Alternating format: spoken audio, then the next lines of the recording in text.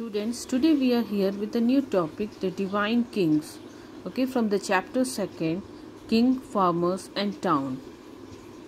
So when we talk about divine, it's the king derived the royal powers from divine patterns, and so they are charismatic kings. Okay, human incarnation of divine, mighty and power.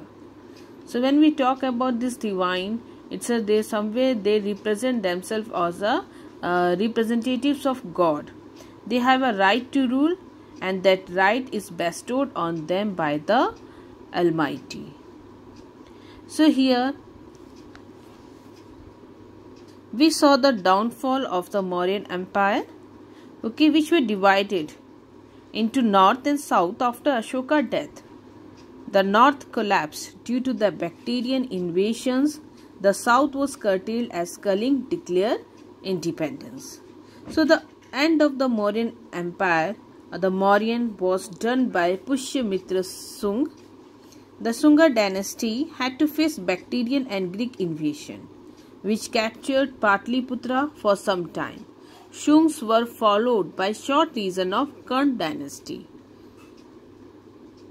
So Sung promoted, Sanskrit and Vaishnavism, which reached its pinnacle during Gupta Empire. So the decline of the Mauryan created many local rulers in the eastern Deccan, Vidarbha, western Maharashtra and Karnataka. Gradually the family of Satvahans emerged victorious and built up an empire in Deccan and brought together many local centers. So in the extreme south, three major powers were established: the Chera, who controlled the Malabar area; the Cholas, who held sway on the southeastern coast and the Kaveri Valley; and the Pandyas, whose power center lay around the top of the empire. So the chieftains were prominent even during the Mauryan Empire.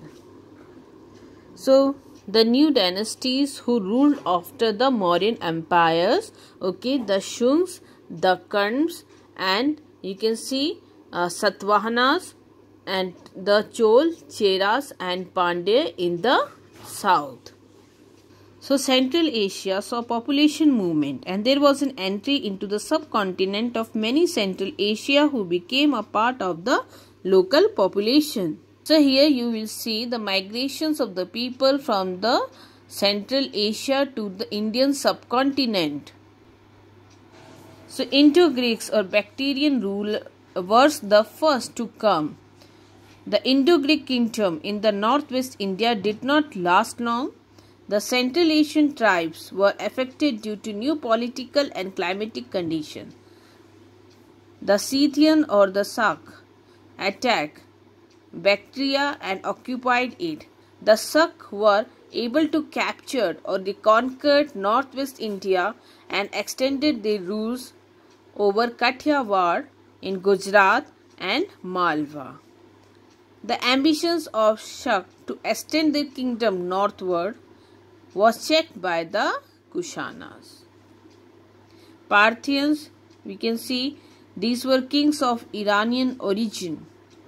They too ruled over different pockets of North India. So the Kushanas were credited with the defeat of the last king of Greek in Kabul. So when we talk about the Kushanas, they were the nomadic origin, living near the steppes of North Central Asia near China. So due to the Great Wall, these were driven toward the Hindu Kush region. So if we talk about Kushanas, 1st century BC to 1st century Common Era, who ruled over a vast kingdom extending from Central Asia to northwest India. So you see, if we talk about Kanishk, was the greatest king of the empire. He ascended the throne around 78 AD, and that period became the start of the Sak era.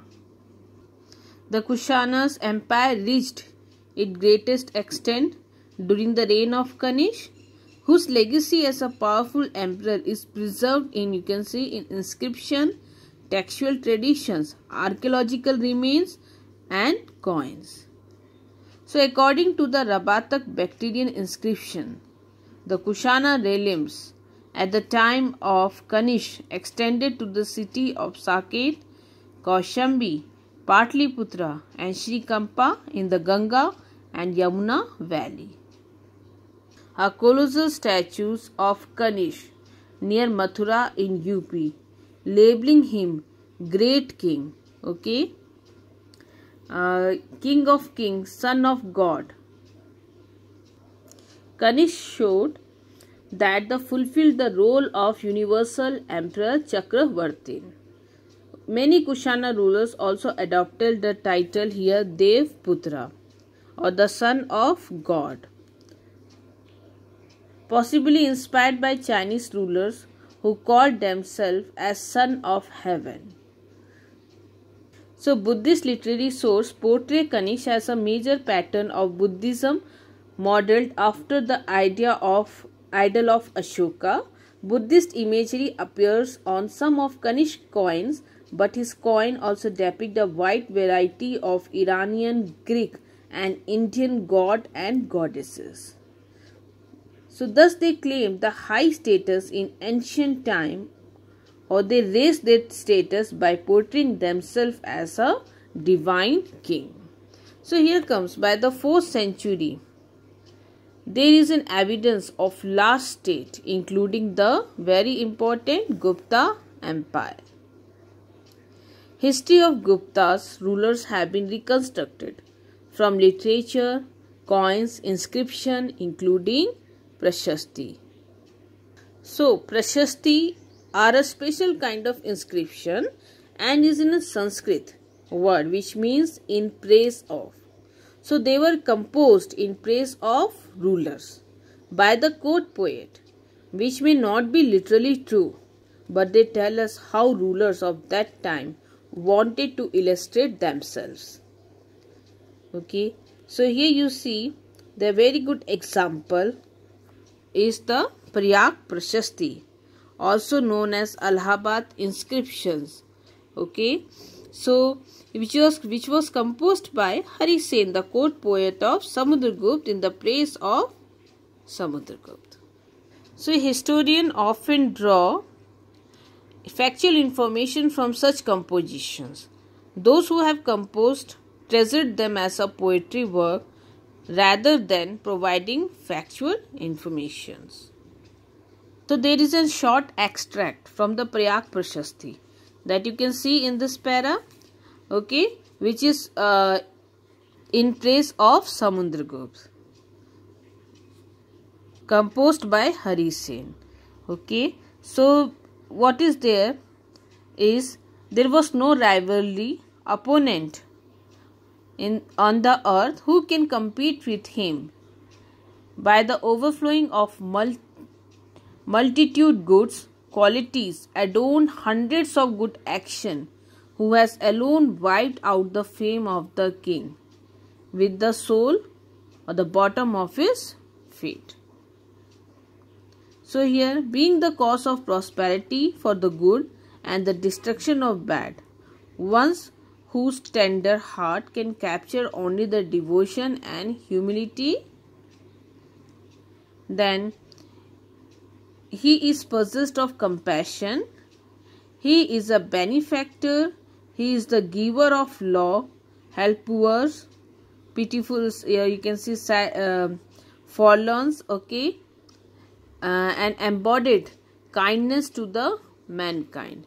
He is equal to the god Kuber, who is known for the wealth, and then you can see Varun, the god of ocean, Indra, the god of rain, and Yam, the god of death, for his rivalry or enemy.